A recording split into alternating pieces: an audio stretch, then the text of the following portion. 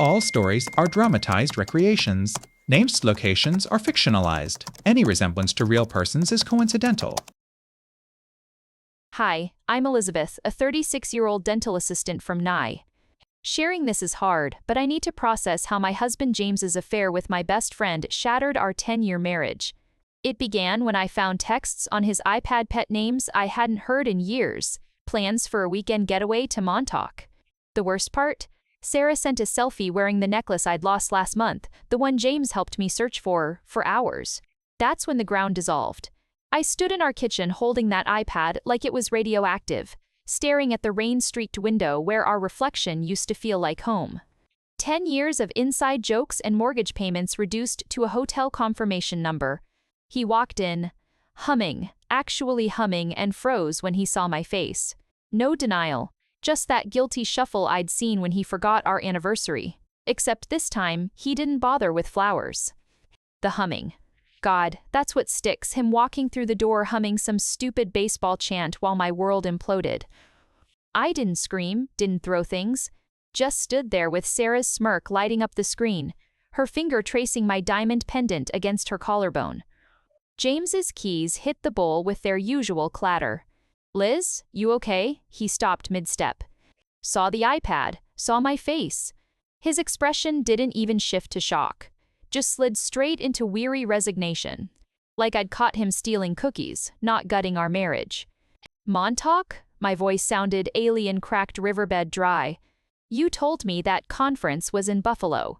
He ran a hand through his rain-damp hair. "Classic stall.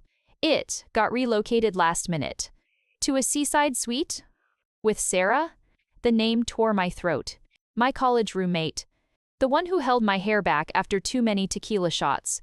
Who sobbed at our wedding toast about soulmate friendships. He flinched, finally. "It's not what you think. We just needed space to talk." I laughed. A jagged, ugly sound. "About what? Proper necklace etiquette?" "Because that's mine, James. You gave it to me on our 5th anniversary when we couldn't afford the Tahiti trip," he finished quietly. His eyes dropped to the floor. That's when I saw it. The tiny navy thread snagged on his cuff. Sarah's favorite Lululemon leggings. The ones she'd worn Tuesday when she stopped by to cheer me up after my brutal double shift. While I microwaved sad leftovers, she'd hugged me extra long, her perfume soaking into my scrubs. Now I knew why. I gripped the counter. Solid stone. Real, unlike everything else. "How long?" Silence. Then, 6 months. 6 months. Half a year of him kissing my forehead before work. Sarah's scent already on his shirt. Half a year of date nights where he'd sigh about stresses while texting her under the table. I thought we were in a rut. Not a graveyard. He reached for me. "Lizzie, please," I recoiled. "Don't. Just don't." My gaze landed on the fridge, Chloe's crayon drawing taped crookedly beside a grocery list. Mom, Dad, play Smin. Our 8-year-old's wobbly heart. The air left my lungs. Does she know? God, no. God, no. The word was a grenade pin. I yanked it. "Get out," he blinked. "What? Now? Before Chloe wakes up and sees you packing? You can't kick me out of my own house." I picked up the iPad. Tapped Sarah's photo, zoomed in on the pendant. "Try me." His shoulders slumped. Defeated. That hurt most how easily he surrendered. No fight for us. Just shuffled toward the guest room to pack a duffel like a man headed for a business trip. I stood frozen, tracking raindrops zigzagging down the window. One merged with another. Became a stream. Became a flood. When his car taillights vanished down the street, I slid down the cabinet. Cold tile bit through my scrubs. That's when I smelled it, burnt sugar. Chloe's forgotten cookies in the oven. I'd promised her we'd decorate them after homework. I scrambled up. Smoke curled from the oven vents. Wrenching it open, I gagged on charcoal stench. Ruined. Like everything else. I dumped the blackened lumps into the sink. They hissed against stainless steel. My phone buzzed. "Sarah. We need to talk." 3 dots pulsed. Another message. "It's not how it looks." I blocked her number. Deleted 10 years of texts. Deleted her contact photo, us grinning at Coney Island, cotton candy stuck to our cheeks. Deleted until my thumb ached. The hallway creaked. Small feet padded toward me. Mommy? Chloe rubbed sleep from her eyes, dinosaur stuffy dangling. Why's it smoky? I swept her up, buried my face in her strawberry-scented hair. Just a kitchen adventure gone wrong, bug. Let's get you back to bed. Where's Daddy? Work trip. The lye ash in my mouth. Extra early, she nestled against me, trusting. Warm. The only real thing left. I carried her upstairs. Sang her lullaby, watched her eyelashes flutter against freckled cheeks. In the dark, I counted her breaths. Steady. Alive. Downstairs, I opened my laptop. Typed 2 words into Google. Divorce lawyers, nice S. The screen glowed blue in the wrecked kitchen. Outside, rain hammered the pavement. Relentless, unforgiving. I clicked the first link. The lawyer's office smelled like lemon polish and despair. 2 days since James left, and already I sat across from a woman in a tutu suit who spoke about irretrievable breakdown and marital assets like she was discussing grocery lists. Chloe's crayon drawing felt like lead in my purse. Standard retainer is $5,000, Attorney Rossi said, sliding a contract across the mahogany desk. Given the infidelity, we'll pursue maximum spousal support. But James's salary is less than mine. The words tasted sour. I'd picked up extra shifts at the dental clinic for 2 years. James's startup was about to take off. Now I understood why Sarah kept investing. Rossi's pen paused. That complicates things. New York isn't a no-fault state for finances. His adultery won't erase your higher earning capacity. The air conditioning hummed. Too cold. I pictured our savings account, $37.82. Half gone already for this consultation. What about custody? Joint is likely unless we prove endangerment. She tapped my notes. This text where he called Chloe clingy, not enough. Judges want substance. Neglect. Violence. He forgot her field trip permission slip last month. Left her waiting in the rain. I didn't say it. It sounded small. Puny. Like me. Work was a minefield. Dr. Evans frowned as I fumbled the suction tube during Mrs. Gable's root canal. Distracted, Elizabeth? Sorry. ID. Allergies. I blinked away tears disguised as sinus irritation. The drill's whine matched the scream in my skull. My locker held the landmine. Sarah's perfume jasmine noir wafted from a gift bag. Inside, the necklace. My necklace. A post-it clung to it. I'm so sorry. Can we talk? I hurled it into the biohazard bin. Plastic cracked. Emma from orthodontics peeked in. Whoa. Bad day? Garbage disposal? I muttered, slamming my locker. Chloe's school called at 2017 p.m. nurse's office. Vomiting. I found her curled on a cot, face pale, clutching her dinosaur. My tummy hurts, Mommy. Mrs. Alvarez, the school secretary, pulled me aside. James listed Sarah as emergency contact this morning. She tried picking Chloe up. We refused. She's not on the approved list. Ice shot through my veins. He what? Said you were unavailable? She handed me a form. James's signature. Sarah's name scrawled beside relationship to child, aunt. The fluorescent lights buzzed like wasps. Chloe whimpered. I knelt, pressing my forehead to hers. Let's go home, Bug. Is Daddy there? No, I swallowed. Just us. Home smelled of burnt sugar and betrayal. I tucked Chloe into my bed with ginger ale and cartoons. Downstairs, I dialed Rossi. Emergency custody petition, I rasped. James tried letting Sarah take Chloe from school. Rossi's keyboard clacked, like he meant everything. Email me the form. We'll file tomorrow. Silence. Then, Elizabeth, you need a safety net. Friends? Family? I stared at the empty fruit bowl. Sarah used to bring oranges every Tuesday. Vitamin C for my girls, she'd say. Now its emptiness gaped like a wound. No, I whispered, just me, midnight. Chloe slept fitfully, her fever spiking. I sponged her forehead, humming off-key lullabies. Her tiny hand clutched mine. Mom, Dad, place me. My phone lit up. My phone lit up. James, we need to discuss Chloe. My lawyer says you're being unreasonable. Unreasonable. The word detonated. 6 months of lies. My best friend's skin against my necklace. My child used as a pawn. I typed back, your lawyer will hear from mine. Blocked him. The bathroom mirror showed a stranger hollow eyes, scrubs wrinkled from 2 days of wear. I splashed water on my face. The droplets traced paths like tears. No. I gripped the sink. Hard. Chloe needed medicine. Stability. A mother who didn't shatter. I opened my laptop, searched overnight pediatric telemedicine. Found a 24/7 service. 29. I clicked pay. While waiting for the doctor's call, I scrolled job listings. Dental assistant, level II. 5 her more than current. TA Saturdays required. Chloe's ballet class conflicted. I bookmarked it anyway. The telemedicine doctor appeared on screen, kind eyes, gentle voice. Diagnosed a stomach virus. Recommended electrolytes, rest. Single mom? She asked softly. Starting today, I said. She smiled. You've got this, Chloe stirred. Mommy? I carried the laptop to her. This nice doctor's going to help your tummy. Chloe blinked at the screen. Are you a princess doctor? The woman laughed. Just a regular one. Like your mom helps regular dentists. Chloe snuggled closer. My mom's the best helper. Something tight in my chest loosened. A fraction. A breath. After the call, I measured Pedialyte. Chloe sipped it, eyes drooping. Will you stay? Always. I smoothed her hair.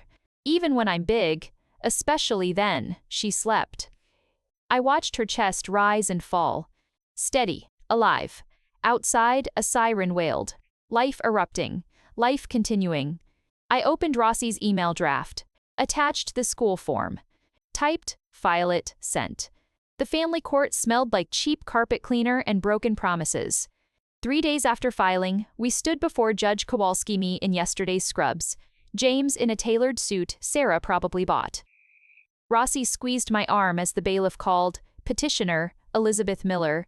James's lawyer launched first. Your Honor, my client merely updated contacts during a medical emergency. His daughter was ill.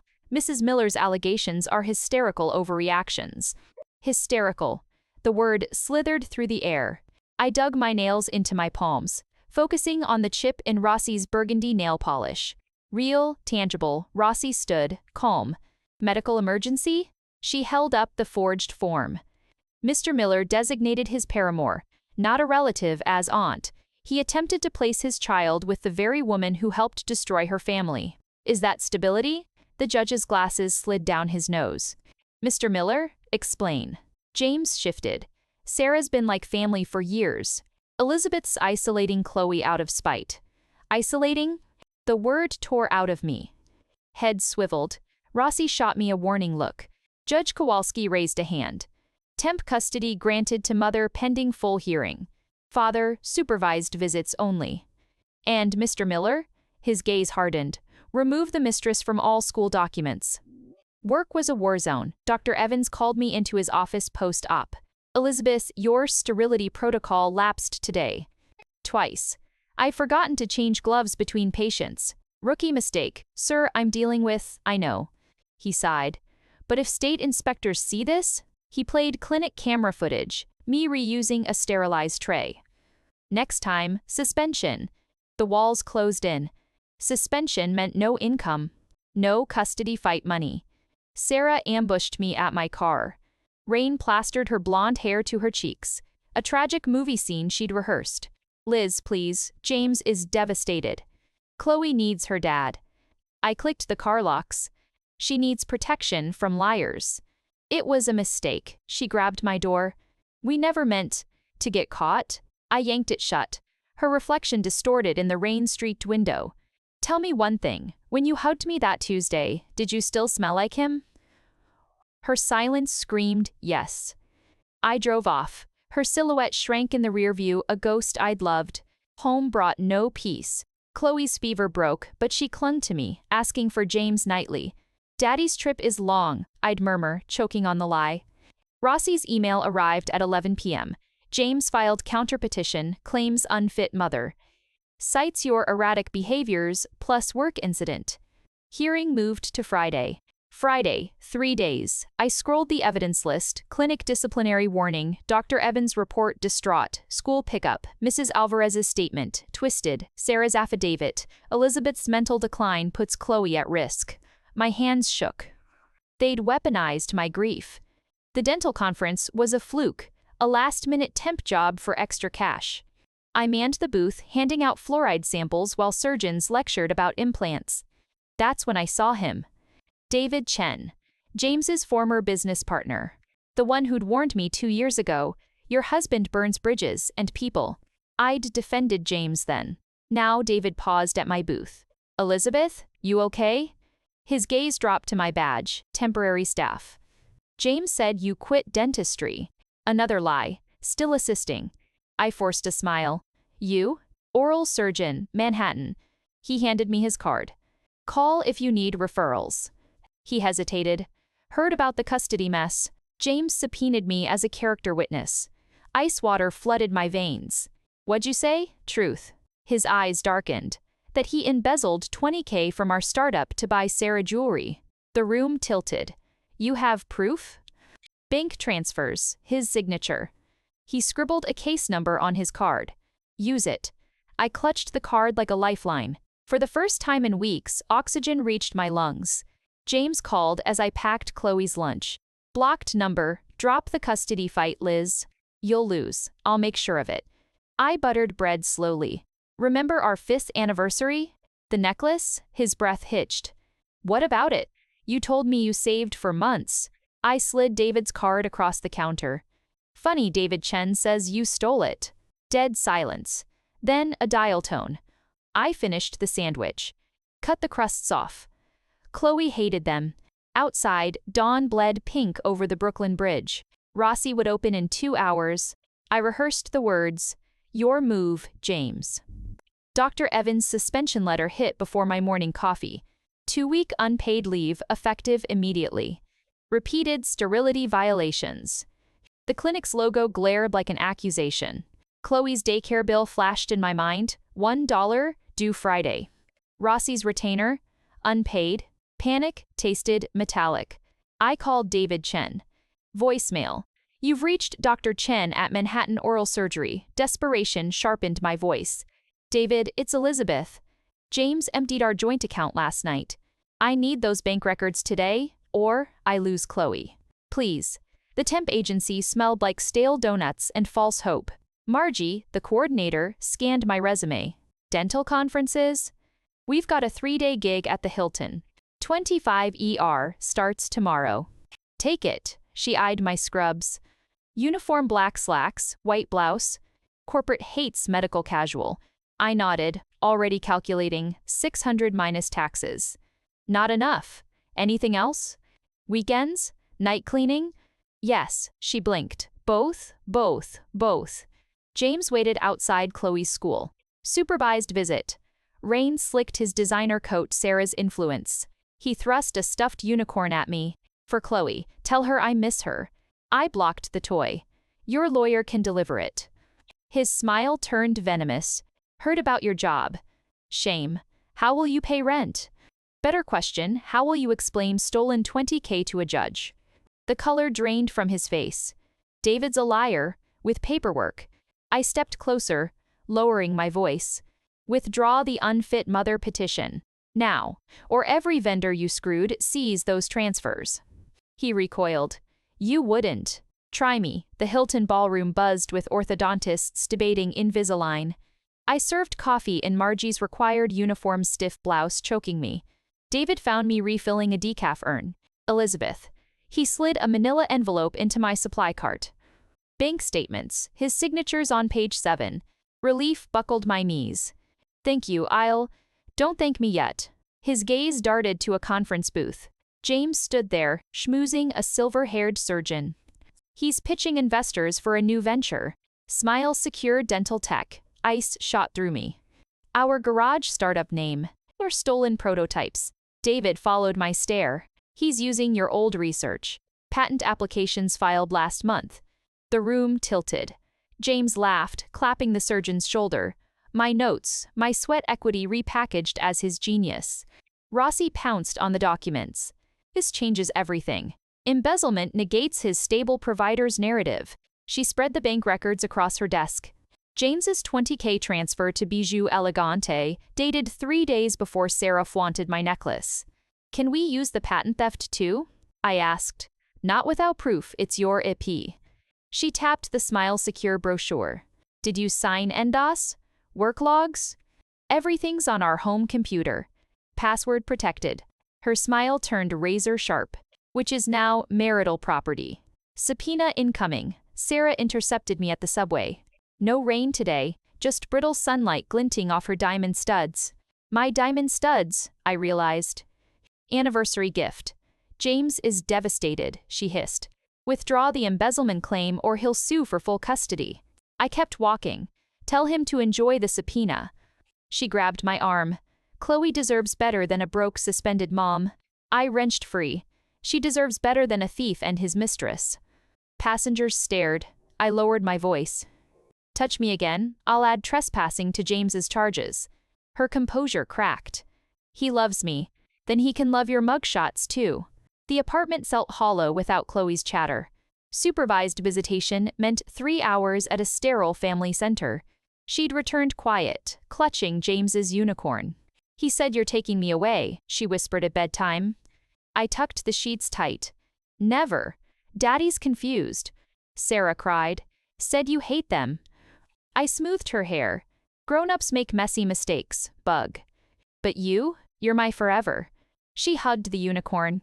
Does forever include ice cream tomorrow? Double scoops. Her smile, a fragile truce. Midnight. The laptop glowed. I typed the subpoena demand for our home computer. Rossi's words echoed. Find your research logs. Every timestamp is a nail in his coffin. James's text flashed. Stop this or you'll regret it. I attached David's bank records to the subpoena draft. Added a note. Include Bijou Elegante purchase history. Sent. The city lights blinked beyond my window, 1,000 eyes watching. Waiting. I opened Chloe's door. Her steady breathing filled the dark. Almost there, bug. The restraining order arrived with the dawn. Elizabeth Miller is prohibited from contacting James Miller or Sarah Whitaker, or entering within 500 feet of their residence. Rossi slammed it on my kitchen counter. He claims you threatened them at the subway. Sarah's affidavit says you screamed, "I'll ruin you both." I stared at the lie in crisp legal font. That never happened. Doesn't matter. Rossi tapped the worst line. Defendant's instability endangers all parties. This suspends your custody pending psyche eval. Chloe stays with James tonight. The world grayed. He can't. He just did. She pushed a duffel toward me. Pack for her. Police escort comes in 20 minutes. Chloe's room smelled of crayons and innocence. I folded her dinosaur pajamas, the ones James called too childish, while she clutched Mr. Snuffles, her stuffed bear. Sleepover at Daddy's? Just for a night or two. The lie tasted like rust. Will Sarah be there? I zipped the bag too hard. Probably. She traced the bear's frayed ear. Daddy says you're mad at him. That's why you took me away. Poisoning her. I knelt. Grown-ups are solving problems. None of this is your fault, Bug. Ever. The doorbell rang, 2 uniformed officers. Chloe hid behind my legs. Time, Rossi murmured. The forensic tech lab was ice cold. Ben, Rossi's computer expert, booted our seized home computer. Took 6 hours to bypass his password. He pulled up a folder, Research Smile Secure. My breath caught. Dozens of files dated over 2 years ago, gingival probe design, notes E. Miller Doc Spring. Mechanism test videos, patent research timeline. Check this. Ben opened a video. Me, in pajamas, demonstrating a prototype retractor. See how the spring reduces slippage? James, honey, can you? The camera panned to James yawning on the couch. Record it yourself, Liz. I'm beat. Date stamp, October 18, 2 years ago. James's Smile Secure patent application, November 3rd. Rossi grinned. Grand larceny of intellectual property. Minimum, 5 years prison. Sarah texted Chloe's iPad, photo, Chloe and Sarah baking, caption, new mommy helper. D over 2 prax. I smashed my fist into the pillow. Silent scream. James's lawyer called Rossi, drop the embezzlement claim or we pursue felony harassment charges. Rossi put him on speaker. Before you commit extortion, check your inbox. We just filed criminal theft charges with the day. Silence. Then dial tone. The supervised visit center was fluorescent bright. Chloe sat coloring alone. Daddy's late. Sarah swept in, reeking of my old Chanel no. 5. Sorry, sweetie. Traffic. She dropped a pink bakery box. Made your favorite red velvet. Chloe didn't look up. Mommy makes it better. Sarah's smile tightened. She slid a photo across the table, James and Chloe at the zoo. Daddy says you'll live with us soon. In a big house with a pool. Chloe's crayon snapped. Mommy too? Sarah patted her hand. Just us. Mommy needs quiet time. I stood. Visits over. Sarah smirked. Restraining order says you can't speak to me. The social worker stepped between us. Ms. Whitaker, you're agitating the child. Chloe grabbed my sleeve. I want to go home. Sarah's smirk died. That night, Chloe sobbed into Mr. Snuffles. Daddy said you stole his work. That you're a criminal. I rocked her. Remember the video where I showed Daddy my tool? He used it to start his company. Without asking. Like Tommy stealing my crayons? Exactly. I wiped her tears. But grown-up courts fix it. She sniffed. Will Daddy go to jail? Maybe. She hugged me tighter. Good. The word shattered me. Rossi's email pinged at midnight, moving fast. James's arrest warrant issued. Custody hearing tomorrow 9 a.m. Attached, security footage from the subway platform. Clear timestamp. Sarah alone me nowhere in frame when she claimed I threatened her. James's final text blazed on my screen. Last chance. Drop everything. I typed Rossi's instructions, leak arrest warrant to press. My finger hovered over Y. Outside, a siren wailed, rising, falling, like a heartbeat. I pressed send. The courtroom felt like a pressure cooker about to blow. Reporters packed the back rows. My leaked warrant already trending as a dental tech thief. James avoided my eyes, jaw clenched, while Sarah fidgeted with my diamond studs. Chloe squeezed my hand under the table. Judge Kowalski entered. We begin with the petitioner's evidence of parental fitness. James's lawyer leapt up. Your Honor, Miss Miller's suspension proves instability. She endangered patients. He flashed Dr. Evans' letter. Meanwhile, my client, Rossi cut in, is under criminal investigation for grand larceny. She dropped the arrest warrant on the clerk's desk. Gasps rippled through the gallery. Camera flashes exploded. James shot to his feet. Lies. She doctored those files. The judge banged his gavel. Sit down, Mr. Miller. Counsel, approach. As they huddled, the doors burst open. 2 nifty officers marched down the aisle. James paled. What is this? James Miller? The taller cop held up the warrant. You're under arrest for felony intellectual property theft. Chaos erupted. Sarah screamed. Reporters surged forward. James shouted over the din. Elizabeth, you bitch! You'll lose Chloe anyway. Chloe buried her face in my shoulder. I covered her ears. Look at me, bug. Only me. Rossi didn't miss a beat. Your Honor, given Mr. Miller's arrest and the fabricated restraining order, she played the subway security footage on the courtroom monitor. Timestamp, 4:15 p.m. Clear shot of Sarah alone, texting furiously, no me in sight. Miss Whitaker committed perjury to manipulate this court. Sarah shrank back. I was confused. Judge Kowalski's voice turned arctic. Ms. Whitaker, you're in contempt. Bailiff, detain her. As cuffs clicked on Sarah, Chloe whispered, Is Aunt Sarah going to jail too?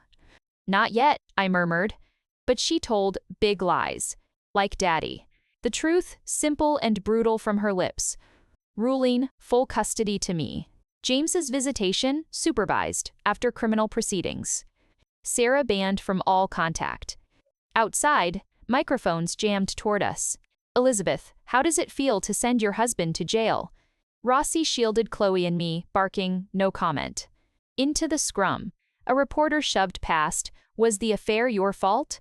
Sources say you neglected him. Chloe flinched. I stopped, turning slowly. My only neglect was trusting him.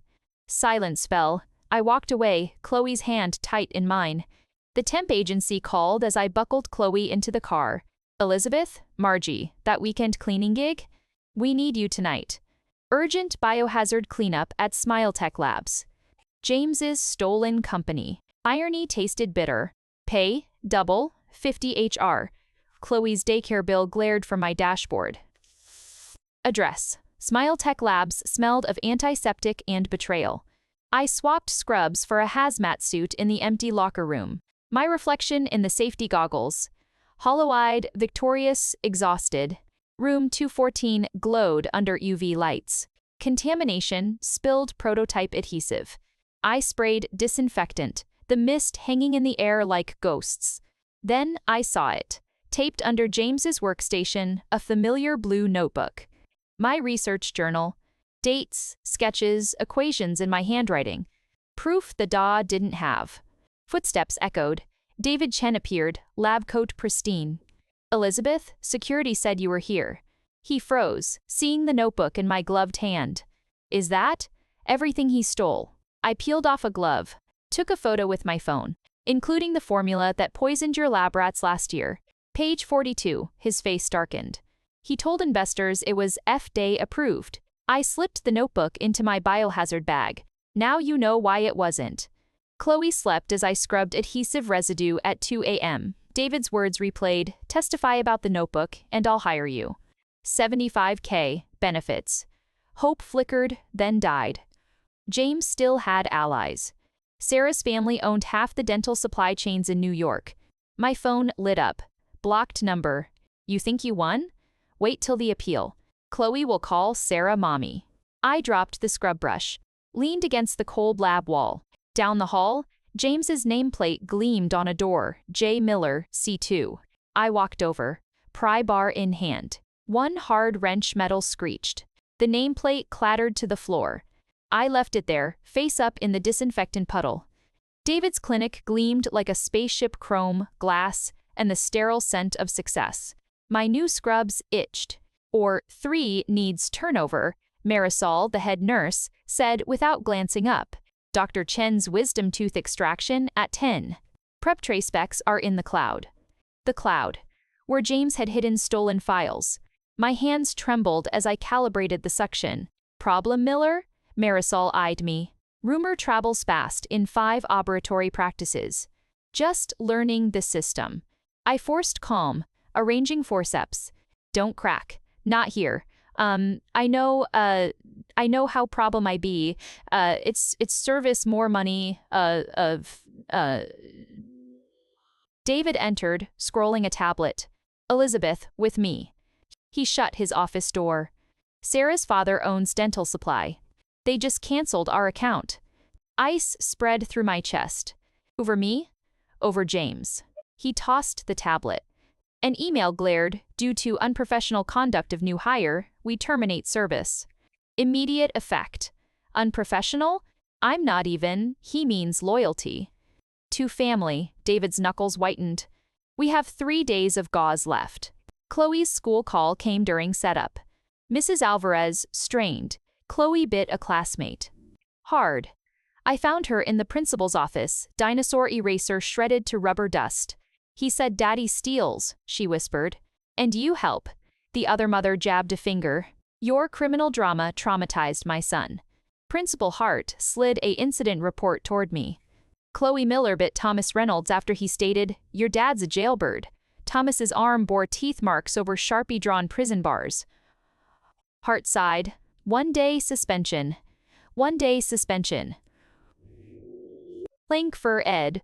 Y2 probling down into a similing down. Thomas smirked. Chloe flinched. 1 protection is a mace's. David intercepted me in the parking lot. You left mid-prep. I showed the report. Emergency, he read it, jaw tightening. Hart's a dental stockholder. He pulled out his phone. Dialed. Richard, David Chen, about Chloe Miller's suspension, yes, that Miller. Pause. Recall how James misplaced $50K during your charity golf auction. Longer pause. Drop the suspension. Or, I share the forensic trail with the DAW. He hung up, smiled grimly. Chloe's back tomorrow. How did you? James betrays everyone. He opened my car door. Go. Be with her. Home smelled of burnt toast and despair. Chloe huddled on the couch. Am I bad? I washed the eraser dust from her hands. You defended Dad. That's loyalty. But biting is wrong, I finished. Like Daddy stealing. I showed her the report. See this drawing? It's mean.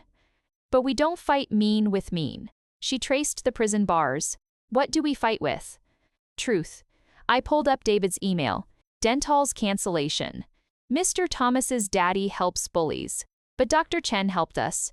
That's truth, her brow furrowed. Like superheroes. Like grown-ups. I hugged her. Now apologize to Thomas tomorrow. No biting. Even if he draws again? Especially then. The clinic was dark when I returned at 8 p.m. to finish prep. David's office light glowed. I knocked. He sat staring at a wedding photo him, a beaming brunette, mountains behind them. My late wife Lena, he said softly. James introduced us. I froze. I didn't know. He embezzled from her cancer fund. David's thumb brushed Lena's smile. When I confronted him, he said, she's dying anyway. The air vanished. James's cruelty had depths I'd never fathomed. David locked the photo away. Dental won't be the last attack. Sarah's family owns half the supply chain. I touched the ore tray cold steel. I'll resign. Protect your practice. No. He stood abruptly. James wins if you run. Lena, he swallowed. She'd want me to fight smarter. He handed me a keycard. Graveyard inventory shift. 11 p.m. to 5 a.m. triple pay. I clutched the plastic. Night work meant days with Chloe. Survival. Thank you, I whispered. He paused at the door. The bite mark? Thomas's mom is Lena's sister. The world tilted, she blames you? Oh, everyone blames someone. His smile was weary. Welcome to the war. Midnight inventory under fluorescent lights. Counting suture kits, I found it. A dental shipment slip, backdated. Received, 4:15, signed, J. Miller. The day after James emptied our joint account. I photographed it, sent to Rossi. New embezzlement trail. Dental kickbacks? Her reply buzzed instantly, bingo. Subpoenaing their books. Outside, a garbage truck groaned down the alley. Lonely sound, strong sound. I stacked suture kits higher. Thomas's mother watched Chloe's apology like a hawk assessing wounded prey. The school counselor's office felt suffocating cheap. Floral air freshener failing to mask tension. Chloe mumbled, sorry I bit you, staring at her dinosaur sneakers. Thomas smirked. My dad says your mom's a liar too. Mrs. Reynolds' hand clamped his shoulder. Enough. Her eyes met mine. Lena's sister's eyes, David had said, icy with inherited grief. Dr. Chen shouldn't interfere in school matters. Family sticks together. The subtext hissed, you stole David's loyalty like James stole Lena's money. The dental board summons arrived at David's clinic. Complaint D882. Gross negligence. Accused, Elizabeth Miller. Taged attached. Dental's affidavit claiming I'd knowingly used stolen IP during James Miller's employment, endangering patients. Marisol slid the paper across sterilized instruments. Ablative. Administrative leave. Effective immediately. David stormed out of his office. Humiliation. Dental filed it, signed by their head counsel. Marisol avoided my gaze. Clinic policy requires suspension pending investigation. David snatched the letter. I'll fight this. With what? I whispered. They have supply chains. I have. Nothing. The temporary scrub suddenly felt like a shroud. Chloe's teacher emailed during my walk of shame to the parking lot. Thomas distributed wanted posters. Image. Your mugshot from court sketch artist. Caption. Thief's wife. Attachment. Crude crayon drawing of me behind bars. I leaned against my car, dizzy. James's poison had seeped into second-grade classrooms. David's BMW screeched beside me. Get in. His downtown loft overlooked the Hudson, all steel and glass, no photos, no ghosts. Lena lived here before the diagnosis, he said, handing me bourbon. James convinced her to invest in dental. Family business, he said. I traced the condensation on my glass. How much? 250K, her inheritance. He pulled a flash drive from a locked drawer. For months, I thought grief blinded me to their affair. Turns out, it was greed. He plugged it in. Spreadsheets glowed. Dental's offshore transfers. James's consulting fees. 15% kickback on every order he placed with clinics. My breath caught. Our garage startup funds. Sarah's diamond studs. All laundered through dental gauze and bone grafts. Your license suspension? David zoomed in on a transaction dated last week.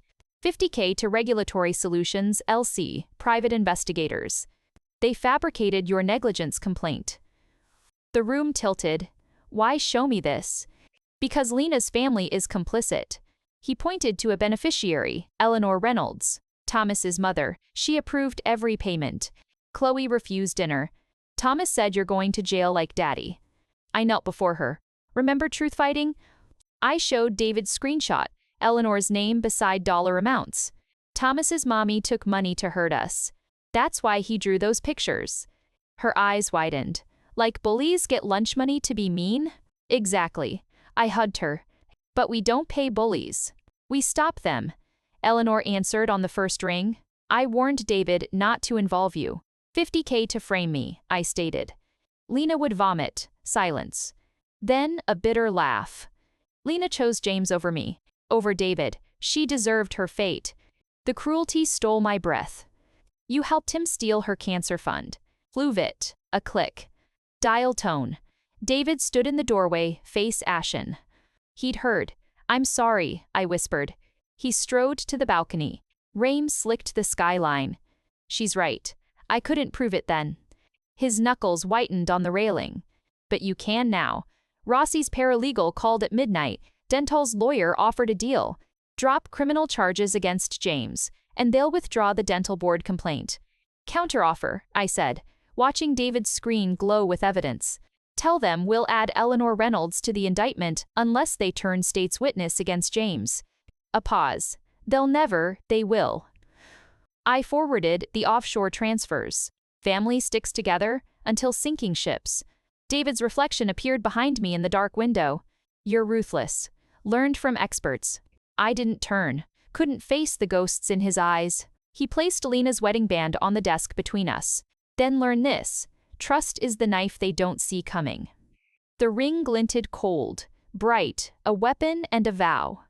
The sterile tang of betrayal hit the moment I unsealed the anesthetic carpules. Marisol, check this. I held one to the light faint sediment swirling in the clear liquid. Lot T matches Dental's last shipment. She snatched it. God. Bupivacaine shouldn't cloud. Her scanner beeped over the barcode. Not in our system. These are counterfeits. David stormed in, tablet flashing red alerts. 3 patients, spiked fevers post-op. All used this lot. He wheeled on me. You prepped Mrs. Geller's tray yesterday. The accusation hung like surgical smoke. I logged every cartridge. Check the fridge cam. Security footage proved it. Me scanning the box, pristine seals intact. But the timestamp? 4003 a.m. during Eleanor's surprise compliance audit. David's knuckles whitened. She swapped them. Chloe's school voicemail blared through my car speaker. Chloe accused of pushing Thomas downstairs. Serious injury suspected. Police notified. I floored the accelerator. Eleanor waited outside the nurse's office, arm around a tearless Thomas. Viciousness runs in the blood, she spat. Principal Hart blocked the door. Chloe's with Sro Johnson. Thomas claims she, liar. Chloe's scream ripped through the hall. She lunged past the school cop, shoving a pink plastic phone at me. He tripped. I recorded it. Thomas blanched. Eleanor snatched the toy, a birthday gift from Sarah, forgotten in Chloe's backpack. Illegal surveillance. She assaulted? I hit play. Thomas's voice chirped. My mom says your mom's a jail rat. Then a scuffle, his yelp as he missed a step and tumbled. Hart paled. Chloe, recording without consent? Is this consent? I thrust my phone at Eleanor. David's offshore transfer glowed. Eleanor Reynolds, 50, Regulatory Solutions, LCC. You paid to sabotage my career. Now you're framing a child? The SRO stepped forward. Ma'am, I'll need that toy as evidence. Eleanor's composure cracked. Against her, that brat, enough. Hart's voice trembled. Thomas, nurse's office. Now, Eleanor, my office. Chloe buried her face in my scrubs. I didn't push, she sobbed. I know, Bug. I held her tight. Like, truth fighting hurts. David met us at the clinic parking lot. Health department shut us down. Lady over Ed. Yellow tape crisscrossed the doors. Eleanor's whistleblower tip pinned the tainted drugs on you. Chloe tugged my sleeve. Will Dr. David go to jail? Not if we fight smarter. David knelt to her eye level. Your recording saved us, Chloe. You're the bravest warrior here. Her chin lifted, like mine in court. Like Lena's in David's wedding photo. The burner text came at 3 a.m., last warning. Withdraw charges or Chloe has an accident. Attached, Chloe's school playground empty swings swaying in night vision green. David traced the IP. Dental's warehouse district. Eleanor's brother runs security there. I stared at Chloe sleeping. Mr. Snuffles clutched to her chest. James's poison, Sarah's perfume. Eleanor's greed. It all led here. To my child in crosshairs. David gripped my shoulder. Call Rossi. We bury them with evidence. I flinched. They'll hurt her. Running hurts her more. He opened his laptop. Lena's face filled the screen, vibrant, alive. I hid when they threatened Lena. Thought compliance would protect her. His thumb brushed the pixelated smile. Don't be me. The choice crystallized in the glow of two screens. Rossi's draft email to the day. Indict Eleanor Reynolds for witness tampering and attempted assault. Dental's surveillance feed. Real-time view of Chloe's school bus stop. One click protects David's clinic. One click risks my child. Chloe murmured in her sleep. No biting, Mommy. I opened a third tab, nifty tip line. Uploaded Eleanor's threat. Added David's geotrace. Typed, immediate threat to minor, Chloe Miller. Location, Dental Warehouse 7. Send. David exhaled. SWAT'll raid them at dawn. I closed the laptop. Now, we wait. Outside, a car engine gunned tires screeching away. Well, too close. I locked Chloe's door. Pulled a kitchen knife from the block. Sat against her bed with the blade across my knees. David's text lit the dark. I'm outside. Watching. Headlights cut through the blinds, his BMW idling at the curb. Guardian silhouette against street lamps. The night stretched thin. Tense. Endless. Chloe's breath warmed my neck. City. Alive. The morning news blared. Eleanor's perp walk, hands cuffed. Dental's logo blurred behind her. Chloe traced the TV screen. She looks scared. Scared people do scary things, I said, flipping pancakes. The knife under my pillow felt distant now. David's clinic reopened with federal oversight. Marisol handed me fresh scrubs.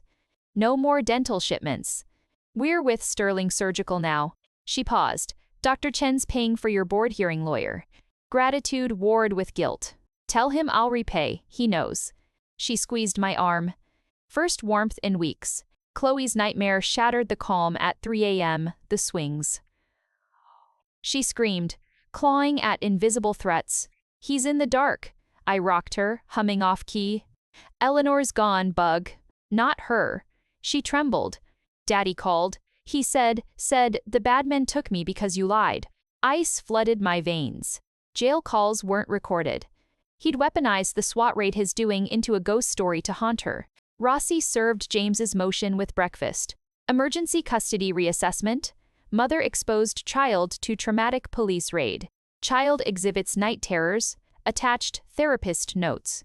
Request temporary foster placement pending parental evaluation. Therapist notes. Dr. Arden's letterhead, Sarah's cousin. Fabricated PTSD assessment from a single playground tantrum. Chloe peered at the papers. Am I going away? Never. I shredded them into confetti. Daddy's telling make-believe. But the swings moved, her whisper chilled me. David cornered me post-op. Chloe's school called. She drew disturbing things. The sketch, a shadow figure pushing a child on swings. Caption, Mommy's lie makes monsters come. He's grooming her from jail, I said flatly. We'll fight it. My attorney, no. The word cracked like bone. Every person I trust becomes a weapon he uses against her. David stepped back. Hurt flashed, then hardened. Lena said the same. Weeks before she died alone. The gulf between us yawned, echoing with ghosts. The custody evaluator's office smelled like baby powder and doom. Mrs. Gable state-appointed, stone-faced, clicked her pen. Chloe describes night monsters, coincides with your police involvement. Coincides with James's illegal jail calls, I countered. She scribbled, no proof. Chloe fidgeted with Mr. Snuffles. The monster knows my lullaby. Mrs. Gable leaned in. Daddy's song? Chloe nodded. I froze. James never sang lullabies. David was sterilizing instruments when I stormed in. Who visited James last week? His gloves paused. Visitation logs are public. Why? Chloe quoted his special song, one Sarah used to sing. Only 3 people knew it, me, Sarah, and... I met his eyes. Lena, at your wedding. The forceps clattered into the tray. Lena sang it to James? At the reception, drunk and off-key. My pulse hammered. Sarah must have visited him. Told him to use it. I and LOTs, and LO2, no twos agents as... David yanked off his mask. She's banned from contact. Through me, not him. The loophole gaped. Sarah was whispering through jail walls. Chloe's next drawing arrived via email, no sender. Foster home wish list scribbled above stick figures. New mommy, pretty like Sarah. No lies. Rossi confirmed, Sarah filed for foster kinship rights. James endorsed it. The trap snapped shut. Weaponize Chloe's trauma, then offer Sarah as her rescuer. I found David reviewing security feeds. Warehouse raid footage, he said. See the license plate? I-Ed. He zoomed in, a silver Prius peeling away minutes before SWAT arrived. Registered to Sarah's mother. Eleanor didn't act alone, I whispered. Sarah orchestrated it. Threatened Chloe to terrify you into dropping charges. David handed me a subpoena draft. Add her to the indictment. Conspiracy to endanger a minor. I stared at the paper. Trust versus survival. Letting David in meant risking Chloe. Fighting alone meant losing her. Chloe's voice echoed, truth fighting hurts. I took David's pen, signed. Good, he said softly. Not good. Necessary. I walked out before his hope could fracture me. Midnight. Chloe's breathing evened. I opened her dinosaur nightlight, the one James hated. Taped inside, a micro recorder. Pressed record. Monster storytime bug? I whispered. Her eyes fluttered open. Does the monster go away? Only if we sing his song wrong. I hummed Sarah's lullaby, deliberately off-key swapping lyrics. Hush, don't fear, shadows disappear, Chloe giggled. Silly mommy, we sang it broken. Together, outside, David's BMW still idled. Guardian silhouette. Witness. I kept singing. Why in changing into the stressed into work for side. The HIPAA violation notice arrived wrapped in tabloid headlines. Dental assistant's kid has night monsters. Court therapist confirms mental illness. Chloe's confidential evaluation doctored to erase James's manipulation blared across gossip sites. Sarah's media contact leaked it. David met me in the sterile supply room, his tablet showing plummeting clinic reviews. Would you trust your gums here? Kid's psycho mom works here. Reporters are calling, he said, voice tight. They want comments about Chloe's delusions. I crushed the tabloid. She's 8, not a headline. Sarah's framing it as proof you're unfit. He pulled up a legal filing. James petitioned to seal your medical records next, claiming instability. The walls vibrated with the autoclave's hum. Chloe's night terrors, my panic attacks after the affair, all weaponized. What do we do? Fight fire with truth. He handed me a consent form. Release your therapy records voluntarily. Show your PTSD stems from their crimes. I recoiled. Expose my breakdowns? Like, give them more ammo? Or let them define the narrative? His eyes held Lena's ghost. Silence protected no one. Chloe's teacher intercepted me at pickup. Parents are concerned. Thomas told the class Chloe's contagious crazy, Chloe hid behind my legs, silent. I knelt, ignoring stares. Remember truth fighting? I showed her the tabloid. Sarah took your scared feelings and twisted them. That's the real sickness. She touched the headline. Like cavities? You fix them? Exactly. I stood, addressing the gawking parents. My daughter witnessed crimes. Her bravery helped put criminals in jail. If that's crazy, we need more of it. Mrs. Reynolds spat. Liar. I pulled up the unedited therapy report on my phone, anxiety directly linked to father's jail calls, and projected it onto the school wall. The truth's contagious too. David's lawyer paced his office. Releasing your records risks malpractice suits. The board could revoke your license preemptively. Sarah's lawyer just subpoenaed them anyway, I said. Voluntary release steals their shock value. David scrolled through hate emails. Child abuser enabler. If we do this, the clinic drowns. Then don't, I stood. I quit. His head snapped up. Running, protecting. I slid my badge across his desk. Fire me publicly. Say I forged credentials. Save your practice. He stared at the badge. Lena's ring glinted on his pinky. Lena begged me to fire James. I refused. Loyalty. He pushed the badge back. I won't repeat mistakes. The press conference felt like walking into gunfire. David stood beside me at the clinic entrance, microphones jammed close. Ms. Miller, a reporter shouted, is it true your mental illness caused the SWAT raid? David stepped forward. The raid targeted criminals threatening her child. As for her mental health, he nodded at me. I unfolded the papers. These are my therapy records. Page 3. Diagnosis of acute PTSD. Cause? Witnessing my husband's mistress forge documents to kidnap my daughter. Cameras flashed. Page 7. Panic attacks when hearing James's favorite song. Because he'd hum it after seeing her. Silence fell. David took over. Her instability is the scar of surviving predators. This clinic stands by her and every victim silencing shame to heal. Sarah's rebuttal went viral by dusk, a tearful Instagram live. Elizabeth manipulated records.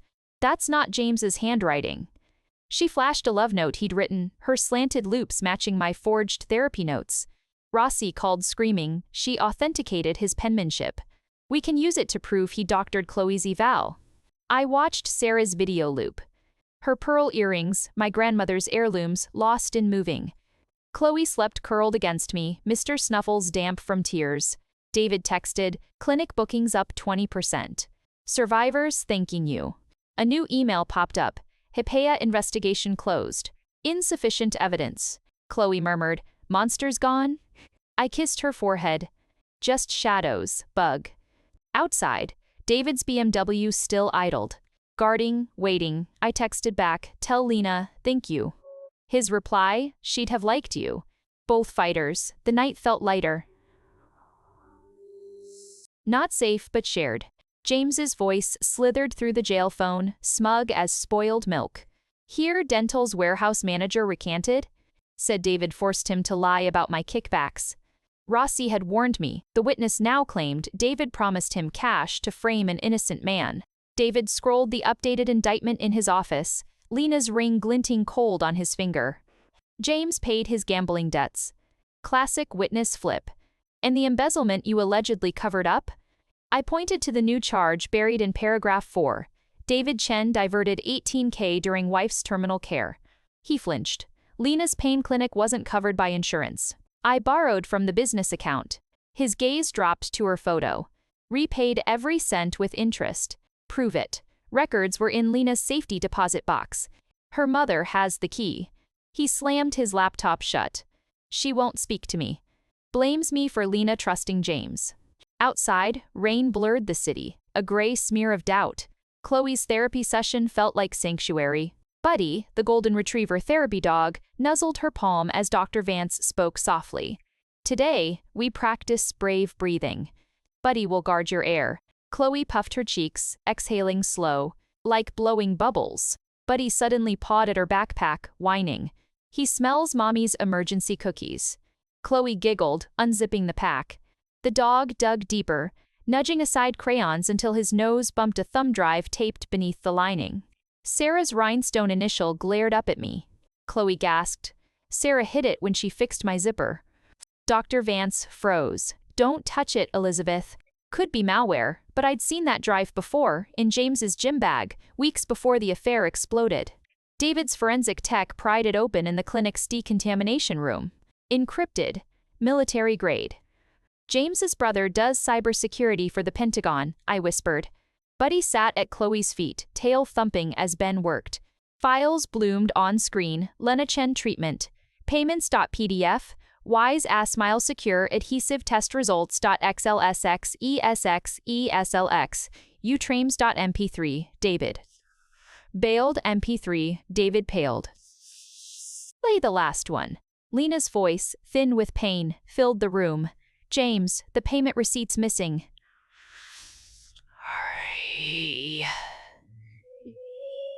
David thinks I'm hallucinating from meds. Please, just send it. James's whisper cut in, recorded secretly. I'll find it, sweetheart. If David signs over his patent shares first. Static. A sob. You promised no blackmail. Business, Lena. Tell him tonight. The date stamp, 1 week before her death. David vomited into the biohazard sink. Rossi's paralegal arrived as David rinsed his mouth. Bad news. Lena's mother testified against you. She dropped a notarized affidavit. David admitted stealing funds. Said, Lena's dead, who cares? David spun. I never. James visited her yesterday. The paralegal pointed to visitation logs. He's weaponizing her grief. Chloe hugged Buddy's neck. Grandma Lena's mommy is sad. Like I was. David knelt before her. Can Buddy help sad grown-ups? She nodded solemnly. He finds lost things. We found Eleanor Chen pruning roses in her queen's backyard. You killed my daughter, she spat, shears glinting. Now, you harass me? David placed Lena's wedding band on her garden table. James recorded this the night you gave him the safety deposit key. He played the voicemail. Eleanor's shears clattered to the bricks. He said he'd donate her medical journals. I showed her the thumb drive. He stole proof. David repaid every cent. Wants you to bury him. Her gnarled hand trembled over Lena's ring. Buddy nuzzled her wrist. A tear splashed the table. Lena loved that dog. She unlocked her phone, pulling up a cloud folder. Repayment records. Dates match. David embraced her. She stiffened, then crumbled, sobbing into his shoulder. I let him use me. Me too, I whispered. James's final text arrived as we left. Affidavit stands. You're both finished. David replied with 2 attachments. Lena's repayment receipts, voicemail transcript. James, enjoy prison. Lena's testifying from the grave. No response. Chloe slept in the back seat, Buddy's head on her lap. David drove, Lena's ring back on his finger. Chloe was right, he said. Buddy finds lost things. I touched his hand briefly. Warm, steady. Not just things, I said. The wrongful death lawsuit hit like a tombstone crashing through David's office window. Eleanor Chen v. David Chen, medical negligence resulting in Lena Chen's untimely demise. Rossi slapped the papers onto his desk. James's new lawyer drafted it. Claims your stolen funds denied Lena critical treatments. David stared at Lena's smiling face in the plaintiff's exhibit photo. Her mother is suing me? Grief makes people cruel, I said. But the timeline chilled me, filed hours after Eleanor gave us repayment records. James's reach stretched beyond jail bars. Chloe tugged my sleeve, Buddy panting at her feet. Dr. David looks sad. Can we take Buddy to Grandma Lena's garden? The cemetery, where Eleanor left fresh roses every Sunday. Not today, Bug, I murmured. Buddy whined, nudging Chloe's backpack where Sarah's thumb drive had been hidden. Midnight. Chloe's nightmare returned, the bad lady's digging. Her screams clawing the dark. I found her finger-painting mud swirls on her bedroom wall. Buddy says, stop her. David called as I scrubbed clay. Sarah's gone. What? Jailbreak? Guard bribed? Security footage shows her exiting in a janitor's uniform at 3:10 a.m. His voice cracked. They'll pin it on me. I just loved him, Sarah's voice echoed from the thumb drive recording. James promised we'd disappear after. After what, David? Silence. Then, after silencing Lena's voice forever. The cemetery gates stood open at dawn, mist clinging to headstones like shrouds. Chloe raced ahead, Buddy straining at his leash toward Lena's plot. Wait, I sprinted after them, then froze. Fresh dirt mounded beside Lena's grave. A shovel lay discarded, blade crusted with damp soil. Eleanor's Sunday roses lay trampled. Buddy lunged, pawing at the disturbed earth. Chloe pointed. The bad lady hid something. I dropped to my knees, digging with bare hands. 3 inches down, my fingers hit plastic. A waterproof case. Inside, Sarah's passport, bundles of 100 bills, and a burner phone with one contact. James, cell block C. David's, subskidded to a halt behind us. Police found the bribed guard's body in the Hudson. Sarah's running. I scrolled the burner's sent folder. Last message, timed during Chloe's nightmare. Dig complete. Grave 7. Waiting extraction. Chloe hugged Buddy's neck. I told you she was digging. Rossi's command center buzzed with federal agents. Sarah planned to frame David for Lena's murder, she said, projecting cemetery blueprints. Planting falsified medical records in that case, proving he withheld treatment. David palmed Lena's ring. But why the grave? To make it look like you hid evidence after killing Sarah. An agent zoomed in on satellite heat signatures. Her extraction point was here, abandoned boathouse. 2 boats missing. My phone vibrated.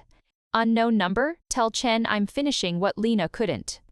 Attached, time-stamped selfie of Sarah on a speedboat, Lena's medical bracelet glinting on her wrist. David recoiled. Lena's ashes were interred with that. We found Eleanor at the docks, clutching Lena's childhood teddy bear. She made me do it, she wept. Sarah said they'd exhume Lena's urn, sell her ashes if I didn't sue David. David embraced her. Where would Sarah go? Eleanor trembled. The island. Where James proposed to her. Montauk. Of course. Coast Guard choppers thundered overhead as we sped east. David gripped the wheel, knuckles white. Sarah won't run without James. This is a diversion. Chloe slept in the back, Buddy's head on her lap. The burner phone lit up, boathouse basement. Come alone or I scatter her. Rossi cursed. It's a trap. They're still in the city. David U-turned, tires screeching. James wants me at Lena's grave. The boathouse reeked of brine and decay. David kicked open the basement door. Sarah, show yourself. A shadow moved. Sarah stepped into the dim light, Lena's bracelet dangling from her fist. She haunted him, you know. Even dead. She tossed a velvet pouch at David's feet. Gray dust puffed out Lena's ashes. David fell to his knees. Sarah raised a gun. James needs you silenced forever, Mommy. Chloe's scream echoed from the pier. Sarah spun. I stood behind Chloe, Buddy snarling, police sirens wailing closer. Sarah's aim wavered. He brought his kid. David lunged. The gunshot cracked wood as they crashed into the water. I covered Chloe's eyes. Don't look, Bug. But she peeked, watching David drag Sarah, gasping, onto the dock. Cuffs snapped shut. Sarah spat river water. I just loved him. David cradled the half-empty ash pouch. Love doesn't desecrate graves. Chloe buried her face in Buddy's fur as the police lights painted everything red and blue. The medical board chamber felt like a surgical theater where David was the specimen under dissection.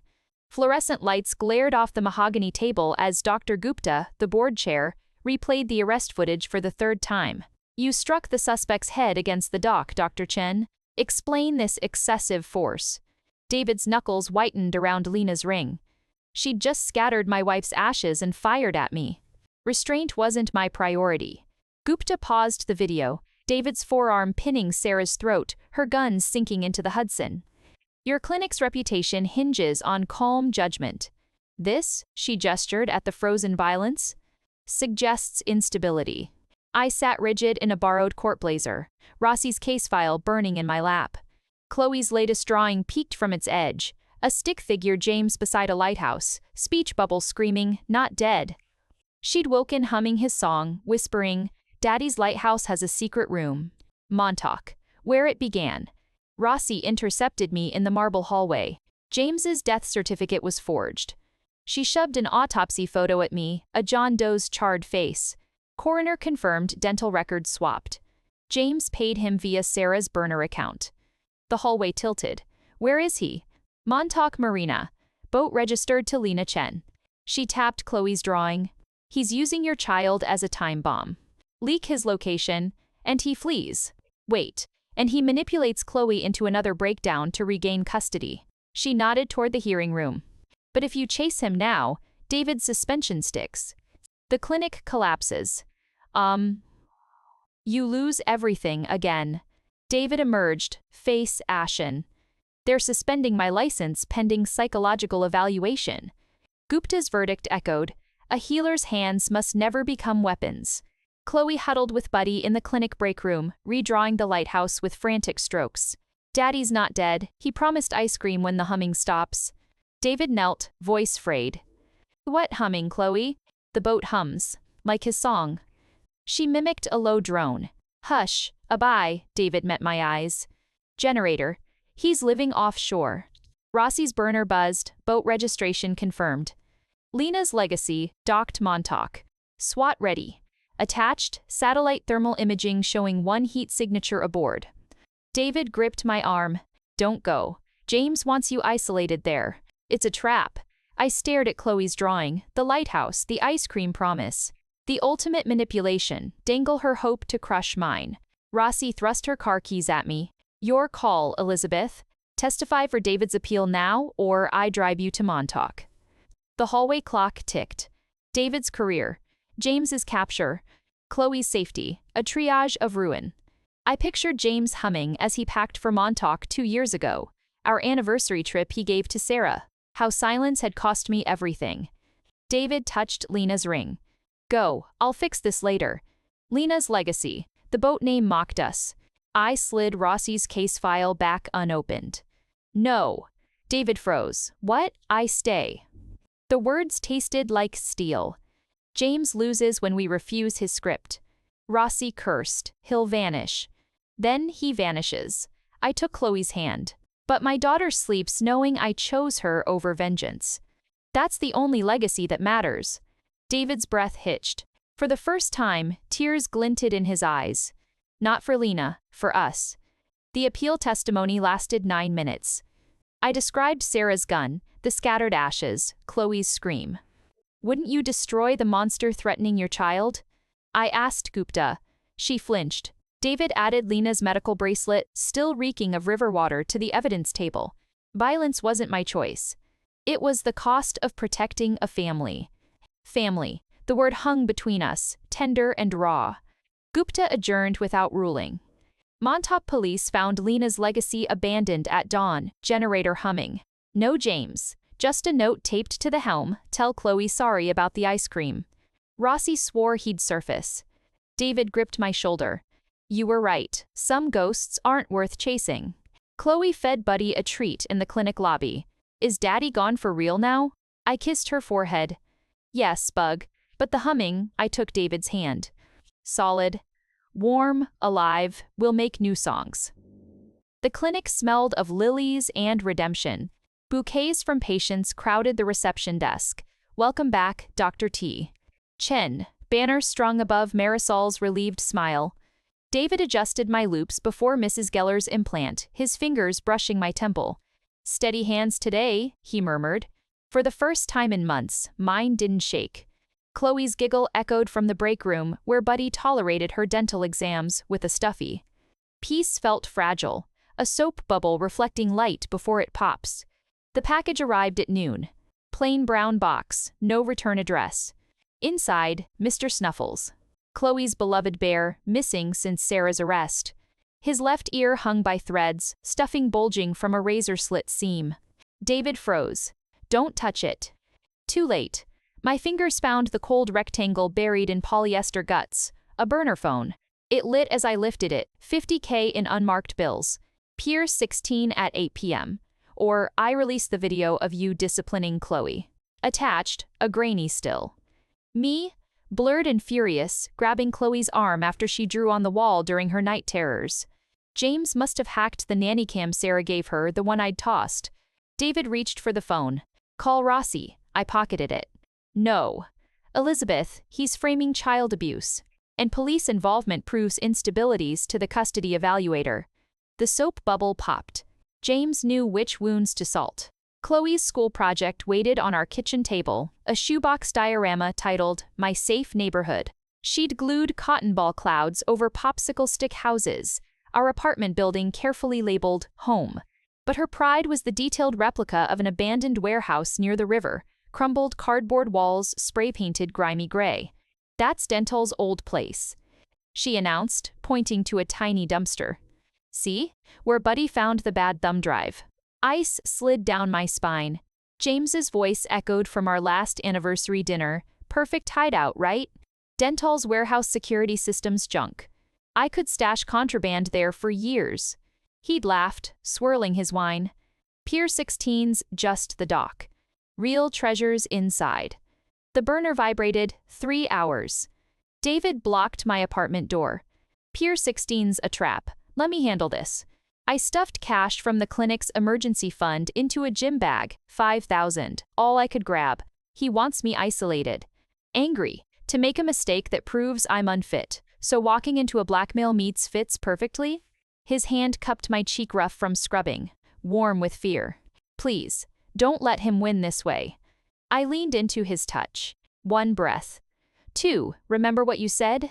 Trust is the knife they don't see coming. I pressed Buddy's leash into his palm. "Take Chloe to the police station. Wait for my text." His eyes searched mine. "What text?" "Ice cream. It means, come." Pier 16 stank of rotting fish and diesel. Moonlight sliced through crane skeletons as I stood alone, gym bag at my feet. The burner lit. "Dump the bag. Walk to warehouse door 3B. I obeyed. Inside, stairs to office. Rusted steps groaned under my weight. The office door hung ajar, one hinge snapped. James stepped from the shadows, gun glinting dully. "Where's the rest?" "Banks close at 5, I said flatly. "This is all he backhanded me. Pain exploded across my jaw. "You think I'm stupid?" "David's clinic pulled in $20K yesterday." Spitting blood, I smiled. "You always underestimated him. And me." He raised the gun. "The video goes viral in 10 minutes, unless nothing." I nodded at the window. Below, floodlights blazed, police cars boxing the warehouse. David stood beside Rossi, Buddy straining toward the stairs. Chloe waved frantically from a squad car. James snarled, shoving me toward the fire escape. "You'll be dead before they..."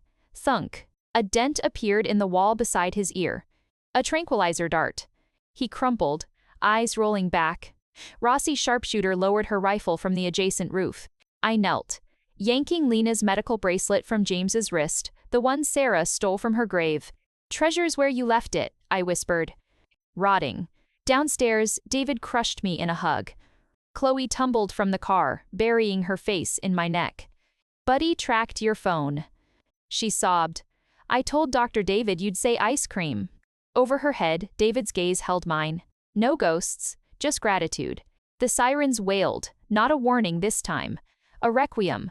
The courtroom air tasted like dust and dried ink. I swore under oath, hand hovering over the Bible, the same hand James once slipped a wedding ring onto.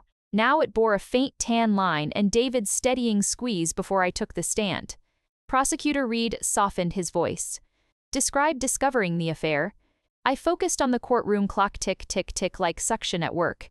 I found texts on his iPad. "Plans for Montauk, a selfie of Sarah wearing my necklace." The words felt clinical, detached. "Good. Did James admit it?" Immediately. My gaze drifted to the defense table. James smirked, scribbling notes for his lawyer. 6 months ago, that smirk shattered me. Now? A pebble in my shoe. Annoying, not crippling. Reed projected bank records. Who authorized these transfers to Bijou Elegante? James, with my forged signature. The defense attorney, Lowell, pounced during cross. "Isn't it true you neglected Mr. Miller? Worked double shifts while he begged for intimacy?" Objection, sustained. Lowell rephrased, "Venom silkier. Did your emotional withdrawal drive him toward comfort?" I gripped the ledge. Chloe's laugh. David's hand on my scrubs as we sterilized tools. Buddy's wagging tail. I worked extra shifts to fund his startup. The same one he stole from Dr. Chen's late wife. Gasps rippled. James's smirk vanished. The judge cleared his throat. Juror 4 has a question. Juror 4, a grandmotherly woman with kind eyes, passed a note. The judge read aloud, "Given your admitted PTSD, didn't the loneliness make you unstable?" Loneliness. The word slithered into my ear, twisting into James's voice. Hush-a-bye, the lullaby he weaponized during Chloe's night terrors. My pulse roared. The courtroom blurred. Chloe's scream, the humming. Sarah's perfume in my kitchen. Ash on my hands as Lena's remains scattered. No. I dug my thumbnail into the wedding band's tan line. Pain. Sharp, real. David's voice echoed in my memory. Breathe with the drill's rhythm. In, out. I inhaled, slow, deep, counting the fluorescent lights overhead. 1, 2, 3, exhaled. Loneliness? My voice cut through the silence. I was never alone. I had my daughter. My work. Friends who didn't sleep with my husband. A juror stifled a laugh. James flushed crimson. I leaned forward, addressing Juror 4 directly. PTSD isn't instability. It's the scar of surviving betrayal. Would you call a soldier unstable for flinching at fireworks? She shook her head, eyes wide. The only instability here, I pointed at James, is the man who faked his death to avoid parenting. Who stole from dying women. Who hid in warehouses while his mistress desecrated graves. Lowell shot up. Objection. Ooh. Speculation. Sustained. The judge glowered. Confine answers to facts, Mrs. to facts. Miller. Facts? I smiled bitterly. Fact. James Miller chose greed over his child. Fact. I rebuilt my life without him. I released my wedding ring, letting the tan line breathe. Loneliness is his sentence. Not mine. The hallway buzzed post-testimony. Reporters swarmed, but Rossi shield-walled me toward David and Chloe. Ooh, said, humming. Chloe launched into my arms. Like my bad dream. David cupped my elbow. You turned their trap into a truth bomb. His thumb brushed my still throbbing palm. Scarred, not broken. I buried my face in Chloe's hair, strawberries and safety. Did I scare you, Bug? Nope, she pulled back, fierce. You fought with words. Like Dr. David fights cavities. David laughed, rich, warm, alive. James passed us in cuffs, marshals flanking him. He spat at my feet. Enjoy your victory lap. Until Chloe's next nightmare. Chloe stepped forward, tiny fists balled. My nightmares have you in them. And mommy beats you with Buddy's leash. His smirk died. The marshals yanked him away. David knelt to Chloe. Brave warriors deserve ice cream. Double scoops? Triple. As we walked out, the autumn sun hit my face, clean, sharp. No shadows, just light. The clinic's waiting room echoed with absence. Empty chairs, silent magazines, and a single wilting bouquet from a loyal patient. Stay strong, the only color in the gray. Marisol avoided my eyes while canceling appointments. Mrs. Jeller switched to downtown dental. Said the drama triggers her anxiety. David's office door stayed shut all morning. Rumors swirled online, doctor and doctor and doctor. Chen enables unstable women. Clinic neglect caused Lena Chen's death. James's supporters had infested every review site. My phone buzzed. State Dental Board. Summons. Unprofessional conduct during trial testimony. Hearing 10.15. Attached, clips of my cross-examination where Lowell baited me about instability. Rossi's warning hissed in my memory. They'll weaponize your PTSD. I shoved the summons into my scrubs. The fabric clung, damp with sweat. Chloe saved us at noon. David called me into his office, tablet trembling in his hand. Look. A local news clip played, Chloe on the courthouse steps yesterday, gripping Buddy's leash. A reporter shoved a mic in her face. Are you scared your mom's mental issues will hurt you? Chloe glared, tiny, fierce. My mom fixes scared every day. She fixed Dr. David's sad heart. She fixed my nightmares. She pointed at the reporter. They're being a bully. Bullies get time-outs. The clip had 500K shares. Hashtags bloomed. Cloistruth Dental Warriors. Support emails flooded the clinic server. Bring my root canal to Dr. Chen's. Elizabeth Miller saved my smile after divorce. David replayed it, pausing on Chloe's defiant jut of her chin. She learned truth fighting from the best. Prize warred with panic. James's allies would see this as provocation. They did. By 3 p.m., the dental board's summons escalated. Addendum, exploiting minor child for public sympathy, a fecal violation. Rossi's scream through the phone rattled my molars. They're charging you with parental coercion? I'll sue them into oblivion. David silenced her with a raised hand. Fighting them burns cash we don't have. So, we pivot. He spread blueprints across the reception desk, Miller Chen Dental Resilience Center. I froze. A new clinic? With our reputations? Because of them. His finger traced treatment rooms, a therapy dog lounge, even a childcare nook. We specialize in patients others discard. Abuse survivors. Veterans. People whose hands shake. He met my eyes. People like us. The risk stole my breath. Leasing costs. Equipment loans. David mortgaging Lena's loft. One scandal could bury us. Sterling Surgical offered seed funding, he added quietly. My stomach dropped. The competitor you hate, they hate dental more. James poisoned their supply chain too. He tapped the blueprint's cornerstone, a stained glass window design. Lena's sketch. She dreamed of healing spaces. Outside, rain sheeted the windows. Chloe's face still glowed from the tablet. Bullies get timeouts. I touched the childcare nook on the plans. Sanctuary, not just for patients. For Chloe. We'd need permits in 30 days, I said. David's grin was all teeth. I know a city councilwoman Buddy examined. She owes us. The board's second summons arrived as we debated layouts. Immediate suspension recommended. Viral spectacle, patient endangerment. Marisol burst into tears. They won't stop. David crumpled the paper. They see us wobbling. So we run. He grabbed my hand, pulling me toward the door. Now? Where? Sterling's CO? To sign before they rescind. Rain lashed the streets.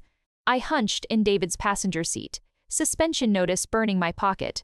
Chloe's voice on the radio, a replay. She fixes scared every day. David gripped the wheel. Tell me you're in. I saw it.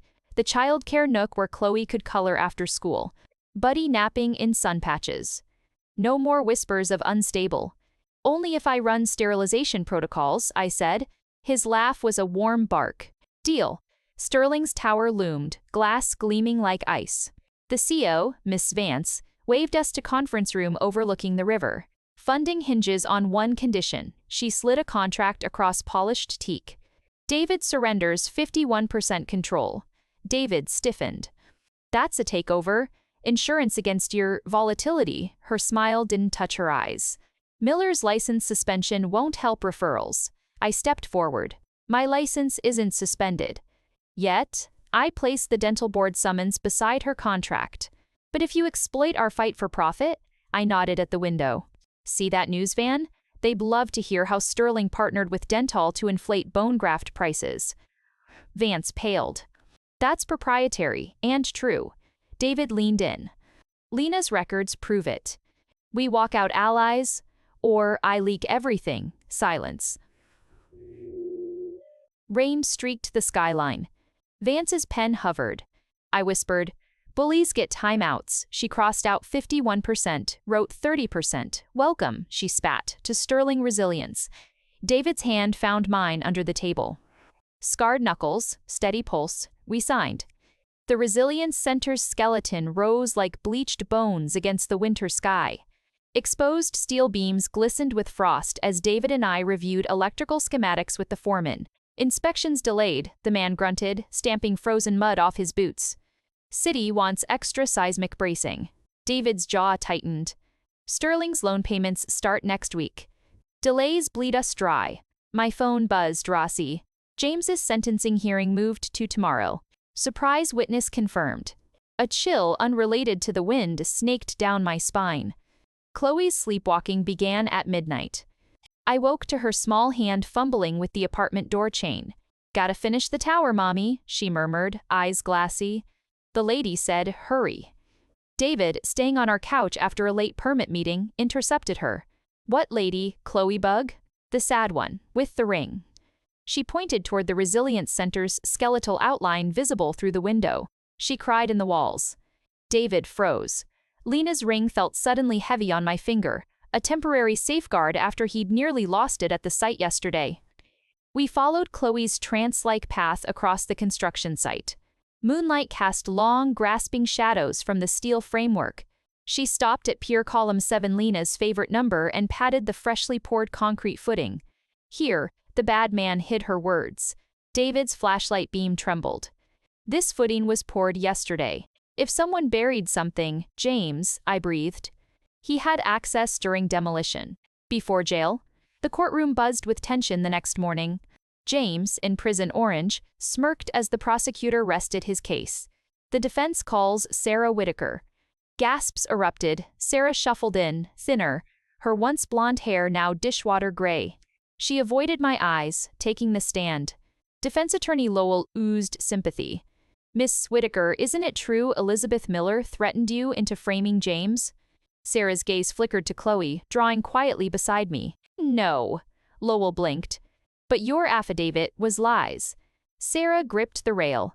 James made me swear it. Said he'd kill my mom if I didn't.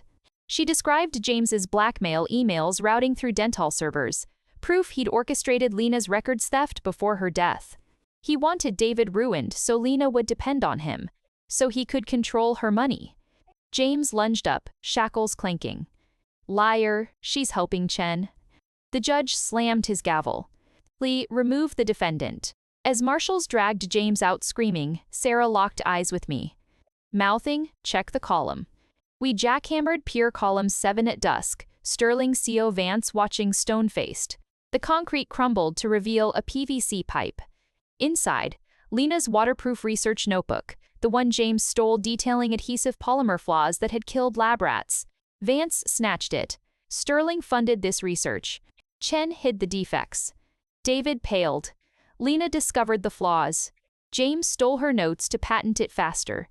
Those rats died because he skipped safety trials. Vance flipped to a flagged page. Lena's elegant script. Polymer batch 7B. Catastrophic viscosity failure at body temp. Causes embolisms, must halt. Below, James's forged signature, approved. J. Miller. Vance's fury turned glacial. He almost got our graphs F-Day approved. Would have killed thousands. She turned to David. Why hide this? To protect Lena's reputation after she died. I thought. David's voice broke. I thought burying her failure protected her legacy. Legacy? Vance hissed.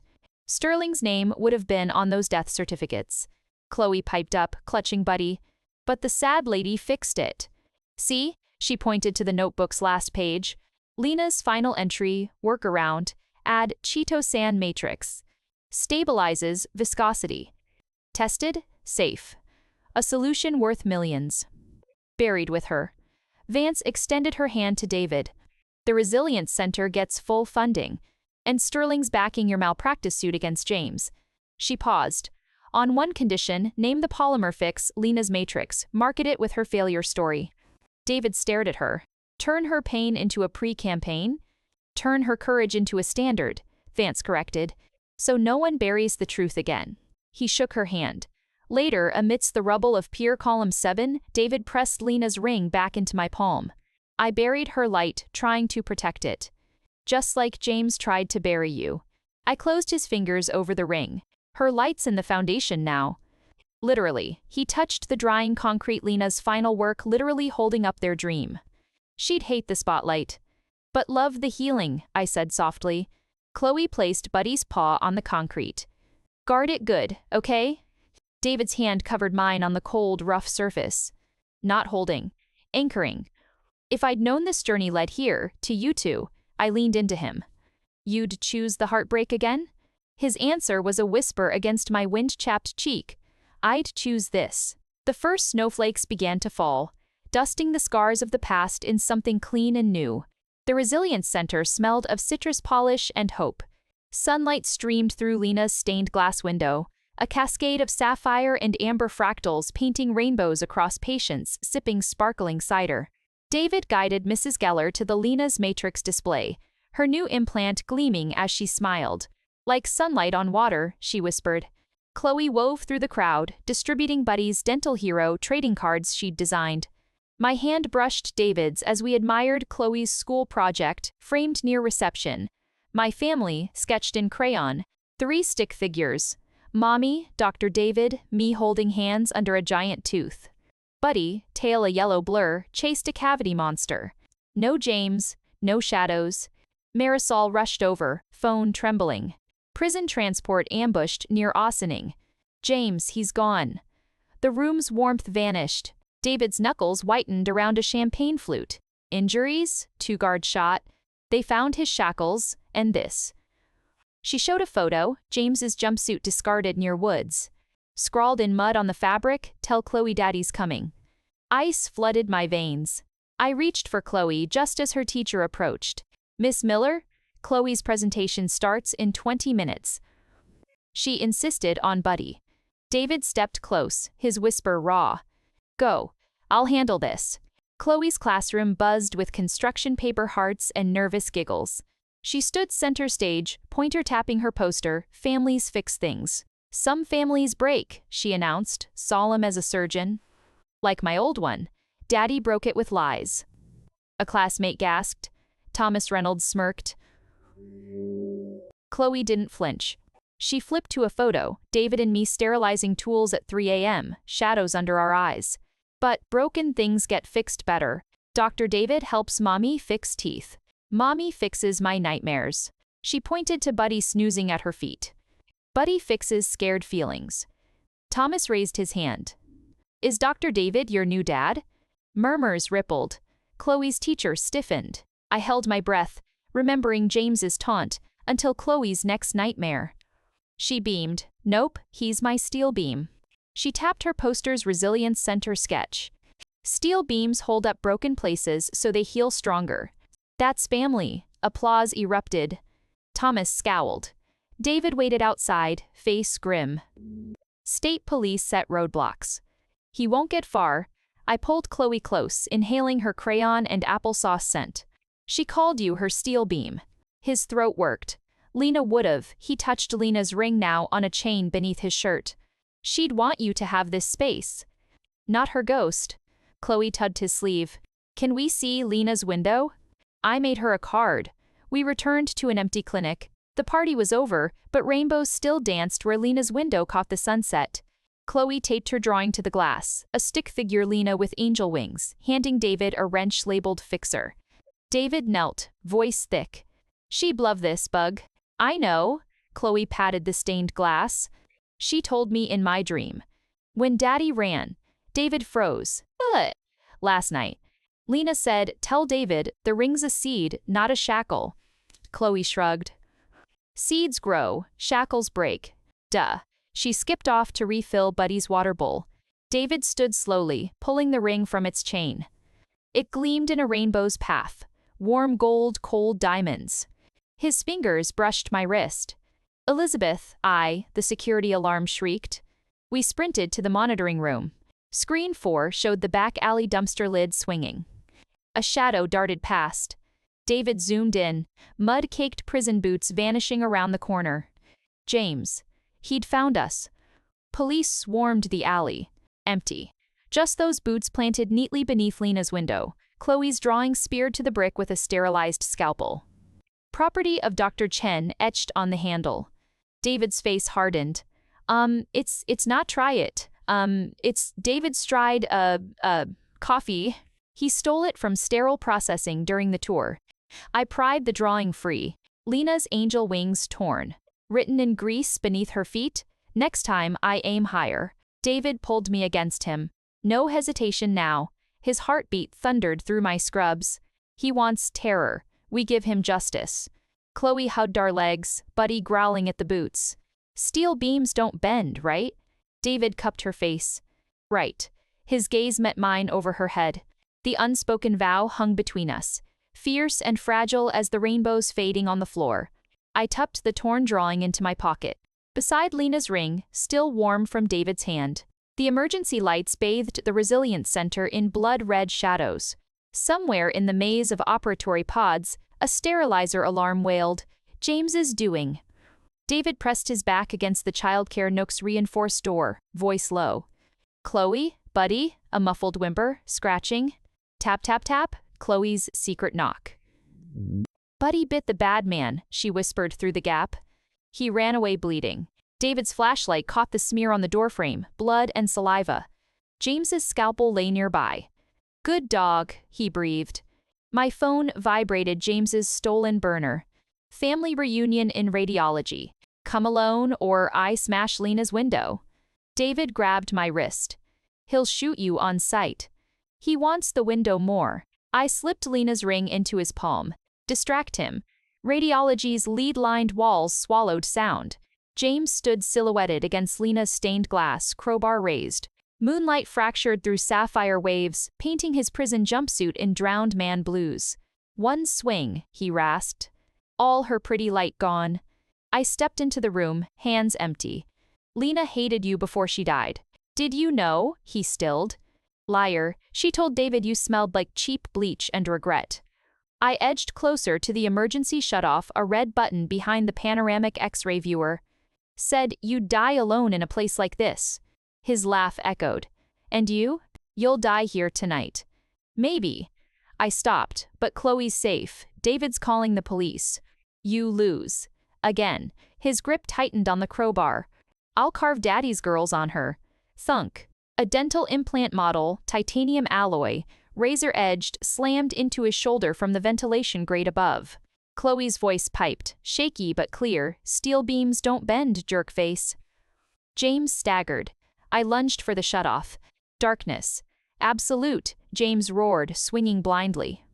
Metal shrieked as the crowbar glanced off an X-ray arm. Lena's last words? I whispered into the black. Tell James, he froze. What? You were the worst mistake I ever made. A guttural scream. Footsteps charged my voice. I dropped flat as David's flashlight beam speared the dark. James, look at her. He'd taped Lena's research notebook to the viewer. Her final entry open, mistakes get fixed. But some stains, the page ended mid-sentence. James faltered. For one fractured second, the crowbar lowered. David's voice cracked.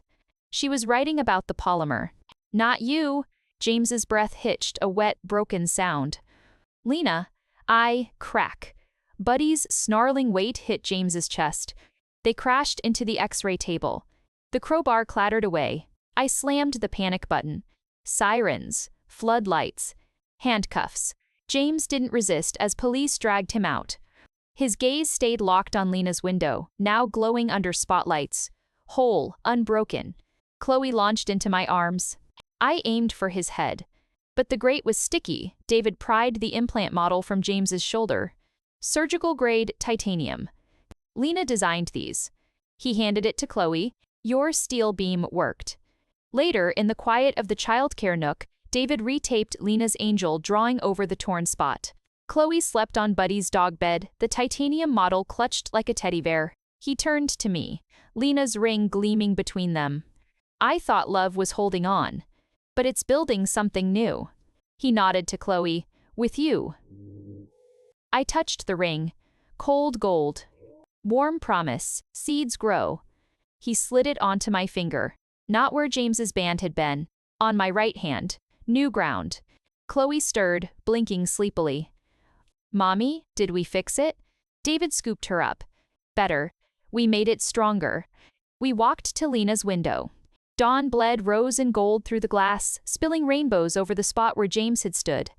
Where fear had shattered. Where love rebuilt. Chloe pressed her palm to the stained glass. Bye, Lena, we're okay now. David's hand covered hers. Mine covered his. 3 layers of warmth against the cool morning. Outside, the city woke, ordinary, precious, safe.